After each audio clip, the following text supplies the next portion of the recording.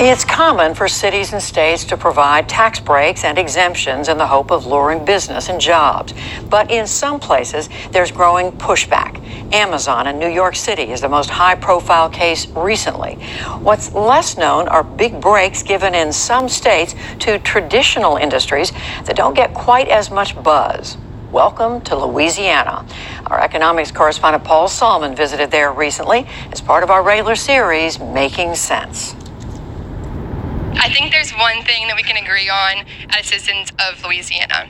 Things are not great. One of YouTube's unlikelier hits, a slideshow asking, how can it be that a state so rich in natural resources can also be Bottom of the list in all the important categories when it comes to life indicators.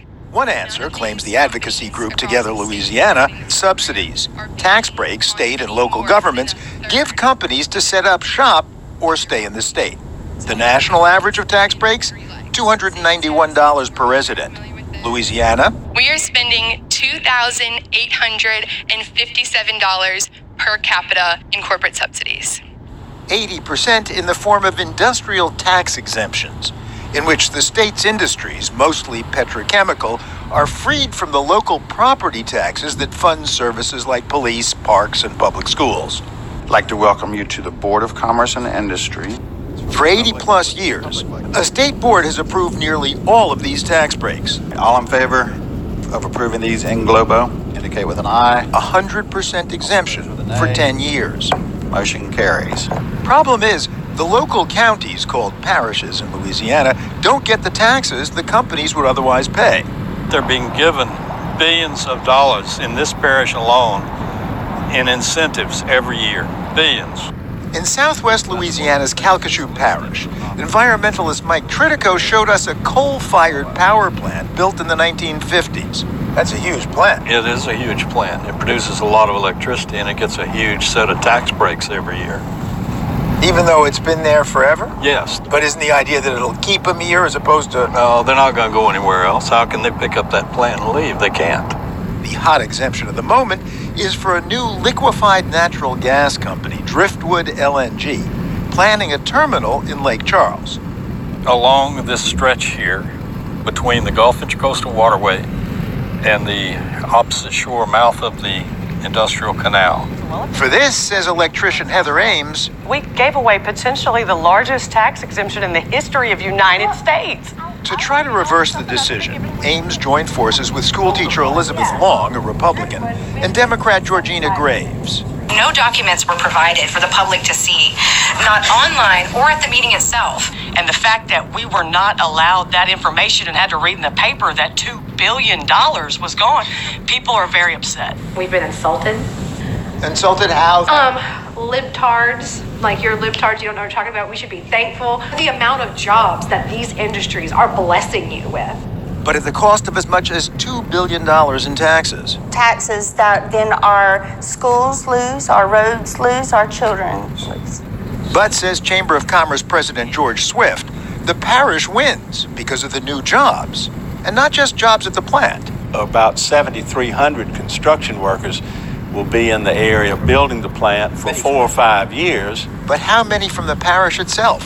There are absolutely no stipulations that anybody has to come from Calcasieu Parish or the state of Louisiana. At a trailer park housing construction workers on other projects, license plates from Texas, Alabama, South Dakota, Alaska. Wherever they're from, they're going to be buying things locally, gasoline, food, all of that, and then the permanent jobs are created, and that's where we get the long-term growth for the area.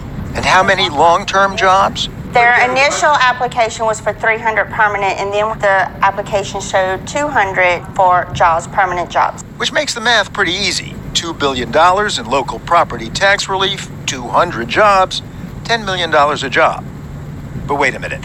Under Louisiana's new governor, John Bell Edwards, 3 local governing bodies now decide. And they approved this deal. But that's because, says Elizabeth Long, the Chamber of Southwest Louisiana told 3 governmental entities what they were going to do. To what extent were you involved with the 3 entities that had to approve and did approve this project? We are the facilitator for the projects. We want the projects to come to our region. The bottom line to the Chamber's George Swift: do we grant the tax exemption and get the industries and the jobs, or do we get nothing? But if you have the ports, the pipelines, the product, natural gas, why didn't you at least try to drive a harder bargain? We do have all the resources, but there's a lot of competition all over the United States. Driftwood's Texas-based parent company declined our interview request, but did issue a statement that the project would generate more than $700 million in sales taxes the first 10 years, and then, after the abatement expires, more than $100 million a year in property taxes. But a key question: would the company really not have come without the exemptions? Surgeon Alan Hinton, a lifelong Republican, doubts it. Industries want to be in this area because of the ship channel, the pipelines, the rail system, and the interstate system. And people here are willing to accept big, heavy industry in their backyard. Bridget Hinton, an engineer, manages her husband's practice. We ran our own business for over 11 years. We had approximately 9 employees, and we didn't get a tax exemption. I'm astounded that this program has been going on for 80 years under the radar. No idea that much money was being given away. It just takes a while for people to open their eyes. My eyes were open. How big is this facility? Approximately 3 miles long and extends back another 1.5 miles to the Mississippi River. In East Baton Rouge, Edgar Cage is in the business of opening eyes as well. Consider ExxonMobil, the biggest taxpayer in the parish, and the largest tax break beneficiary, receiving more than 200 exemptions over the past 2 decades. Recently, the company applied for 2 more, retroactively, for projects completed in 2017. And exemption is the incentive to bring either new business here or for existing company to expand. It's something put in place to change behavior.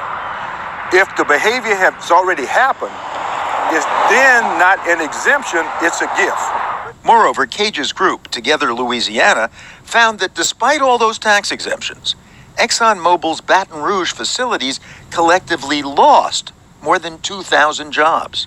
We're not against ExxonMobil. They have fiduciary responsibility to reduce business costs as low as possible. But when they are exempted from paying property taxes, I have to pay more. And small businesses have to pay more.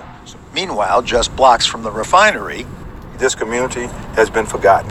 It's been neglected. But I think a lot of people driving through here would be thinking, you know, it's the culture of the place.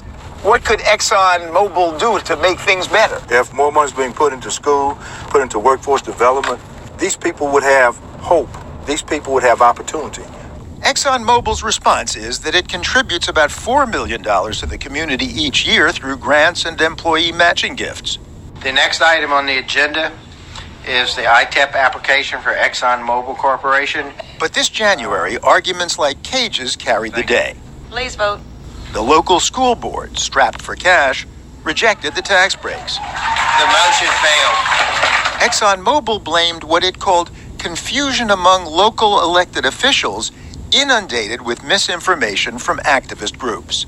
I think it was a tremendously negative signal not only to Exxon but to other industry, and it just creates doubt as to, is this a good place for industry to locate? The Chamber of Commerce president doesn't support tax breaks for all energy firms, though. There was one project that we did not recommend, but the boards ended up approving anyway.